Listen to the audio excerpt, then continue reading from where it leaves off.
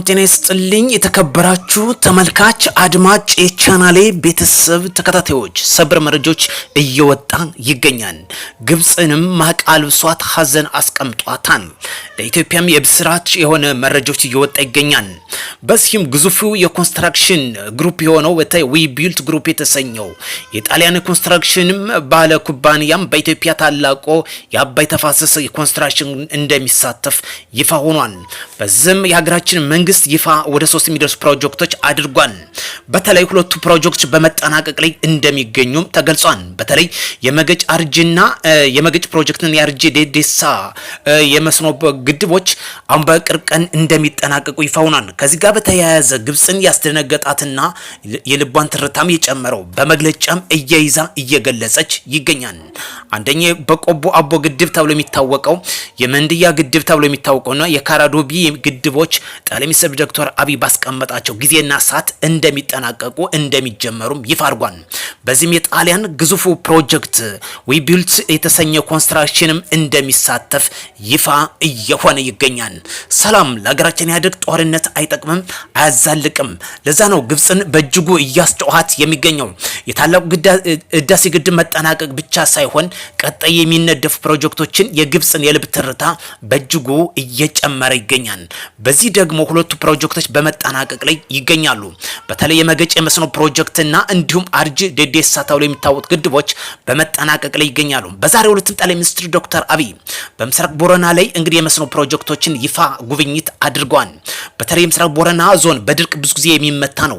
ከመጠጥና ለመጠጥ እጅግ ያሽቆለቆለ እንደሚገኝ ይታወሳል። ነገር ግን ከዛ ያለፈ የበጋ መስኖን በመጠቀም ወይም ደግሞ የክረምትን ዝናቦችን እንደ መልካም አጋጣሚ በመጠቀም በርካታና ግዙፍ የተሰኘውን 176223 ሄክታር መሬት ማልማት መቻሉን ተመላክቷል። ይሄ ብቻ አይደለም። ለቀጣይ ደግሞ ያመላከታቸው የአባይ ተፋሰስ ፕሮጀክቶች የግብጽን ትርታ በእጅጉ እየጨመረ ይገኛል። እንደ ዋነኛነት ግብጽ ስትጠቀምበት የነበረውን የውስጥ ባንዳን ተላላኪው ነው። ያ ሁሉ ሴራ እየከሸፈ ኢትዮጵያ ግብጽ ግድቦቿን እየገነባች ወደፊት እየተራመደች ይገኛል። የዛሬው በምስራቅ ቦረና አንዱ ማሳያ ነው። ከመጠጥ ያለፈ ለመስኖ ፕሮጀክት ይፋ ማድረጉ ተመላክቷል። ውድ ቻናል ተከታታዮች ለሰላማችን ለልማት ብቻ እንሰለፍ። ጦር አይጠቅምም አያዛልቅም። እጅግ የሚገርም ጉዳዮች ነው።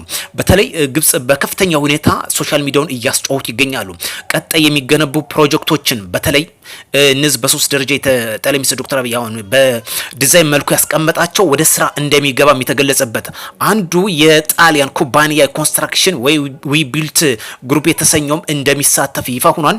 በታላቁ ህዳሴ ግድብም ተሳትፎ እንደነበረ ይታወቃል። አሁን በእነዚህ ፕሮጀክት ላይ ይሳተፋል።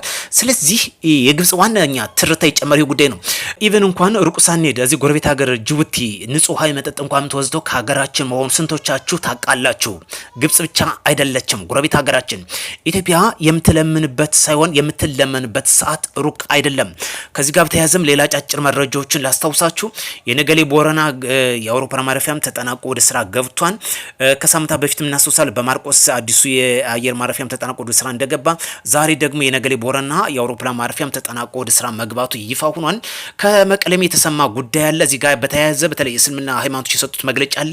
1447ኛ የኢድ አል አድሃ በዓል ምክንያት በማድረግ በተለያየ ከተሞች ተከብሯል። በሳውዲ አረቢያ፣ በአዲስ አበባ፣ ጅማ፣ ድሬዳዋ፣ መቀሌ፣ ባህር ዳር፣ ሐረር፣ ጅጅጋና ሐዋሳ፣ ጋምቤላ እንዲሁም በእነዚህ በዋና ትላልቅ ከተሞች ጨምሮ አሁን የጠቀሷቸው በሌሎችም እየተከበረ ይገኛል። እጅግ ደስ የሚል ጉዳይ ነው። እንዲህ እንዳለም ከመቀሌም የተሰማ ጉዳይ አለ። የትግራይ እስልምና ጉዳዮች ምክር ቤት የአክሱም አዲስ መጠሪያ የሚቃወም መግለጫ ወጧን። እጅግ የሚገርም ጉዳይ ነው። በተለይ ይህ ጉዳይ ወደ ፖለቲካ ሴራ እየሸረቡት ይገኛል። በተለይ በህዋት በኩል ህዋት እንደ ዋነኛነት ሃይማኖቱን ጣልቃ በመግባት እንግዲህ እየተጠቀመበት ይገኛል።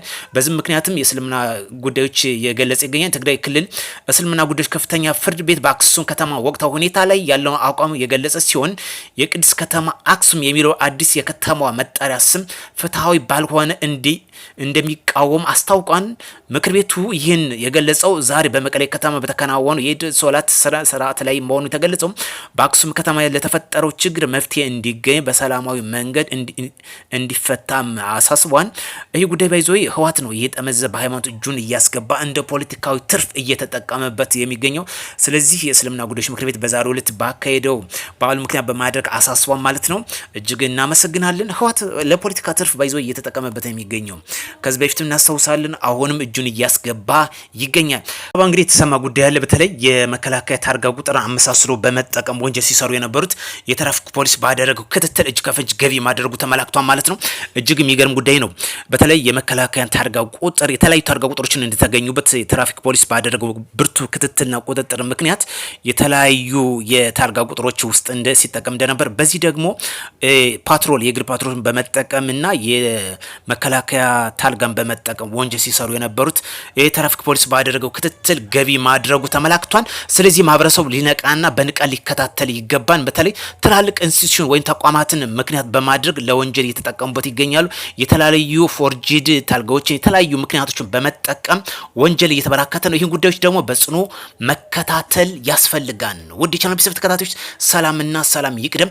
እንደ መግቢያ በተለይ ራያ ቆቦ የሀገር ሚኒሻዎች እንግዲህ እያስጠበቁ እየሰለጠኑ ይገኛሉ። ጽንፈኝነትን ደግሞ ጥሩ ማስታገሻ እየሰጡ ይገኛሉ። ራያችን ሰላምና ልማት ይሁን። ሀገራችን የተትረፈረፈ ሀብት አላት። እንደ ዋነኛነት ግብጽን እያስጨዋት የሚገኘው የተፋሰሱ የአባይ ጉዳይ ነው። የታላቁ ህዳሴ ግድብ መጠናቀቅ ብቻ አይደለም፣ ቀሪ የሚደረገው ፕሮጀክቶች የልቧን ትርታ በእጅጉ እየጨመረው ይገኛል። በአማራ ክልል ትምህርት ቢሮ ከ600 ሚሊዮን ብር በላይ ወጪ የተደረገባቸው ኮምፒውተሮች ለተለያዩ ተቋማት ትምህርት ቤቶች እንግዲህ እያስረከበ ይገኛል። ጽንፈኛውና ጽንፈኛው ያወደማቸው የኮምፒውተር የትምህርት ቤት መገልገያ ተቋማትን መልሶ ለመጠገን የታለመ መሆኑ ተመላክቷል። ለዛ ነው ጽንፈኝነት በእጅጉ ምን አወግዘው ለአማራ እንታገላለን በጀርባ አዝሎ ግን የሚንቀሳቀሰው የባዕዳን ተልኮ አስፈጻሚ መሆኑ ግልጽ ጉዳይ ነው። ሰላም ለሀገራችን ያድርግ። መረጃ ተመልሰን እስክንገናኝ ውድ ቻናል ቢስፍ ተከታታዮች መልካም በዓልና መልካም ጊዜ እንዲሆንላችሁ ከወዲሁ እመኛለሁ። ጽንፈኝነትና ጦረኝነት አይጠቅምም፣ አያዛልቅም። መልካም ጊዜ